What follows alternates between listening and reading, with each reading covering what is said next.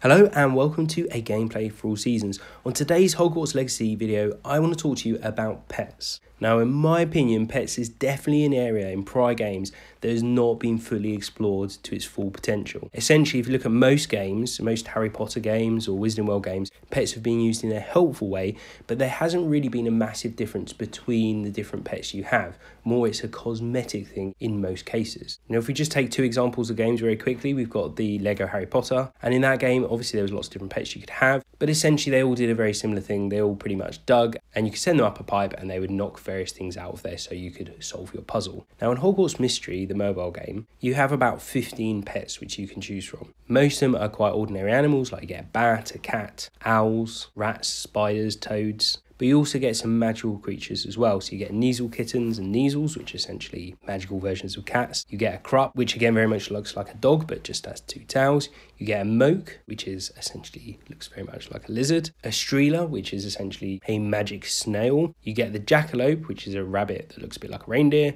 And then you get a Puffskin, which is just essentially a big puffy thing. Probably not the animal that I would choose. Now, those are very quick descriptions of what the different animals are. And as you can see, there's a few different things you can pick. However, what the animals actually do, again, is much more cosmetic. So essentially, the animals will just be giving you energy. Those are some of the bigger Harry Potter related games. Though they do have pets in there, they haven't really pushed them to the fullest of what they can be. I'd actually like to see pets with different magic abilities, or if not magic, at least abilities which can help you in certain ways. Not to a point where if you have one sort of pet, it means you can do something in the story that you wouldn't otherwise be able to, but maybe you can just do it in a different way, or an easier way if you have a certain pet. Now, I did a survey a few weeks ago around pets and what most people would like.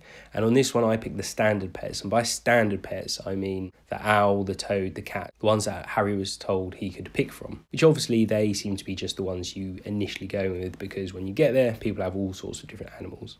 If you look at those results, you can see that of those three animals, it's very much an owl, which is the most popular choice. However, there is quite a big section of people who've gone for something else. And if we have a look through that section, we can see the other sort of pets that people have mentioned. The first person mentioned Hagrid has a large spider. They want to have a phoenix, which actually I think phoenix would be a very good thing we can have. And obviously when we talk about spiders, Dean Thomas actually had a spider, so it definitely is a pet that you should be able to have. Go down a little bit more, we see the next person says a Krupp puppy or a cat that's part Kneasel. Down further, we see generally want to have a good choice of magical creatures, because absolutely we should have all that. Again, we go down a bit further, we get a phoenix. The next person says on Jack Russell, there you go, a dog. We see Phoenix and a dog again in the next one. A hawk and a dog, so dog absolutely, people very much seem to want to have that. Pet rock, assume that's a jokey one, but you never know, maybe this person really does want a pet rock. And maybe it'll be in there, who knows, maybe they know something. Go down a bit more, you've got a dog, and then you've got a snake as well. As you can see there, people seem to want to have a dog. So if the developers are listening, probably want to make sure they put that in there. Now, I mentioned that I would like to see all the different creatures actually bring something to the table, so actually make a difference.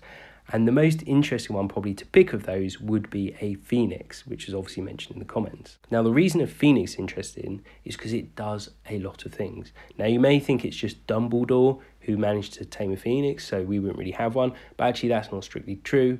It was the New Zealand Quidditch team who also managed to tame a phoenix. And that's just the people who've done it now. In the past, people have done it before, so there's no reason that we couldn't do it, particularly if we have ancient magic.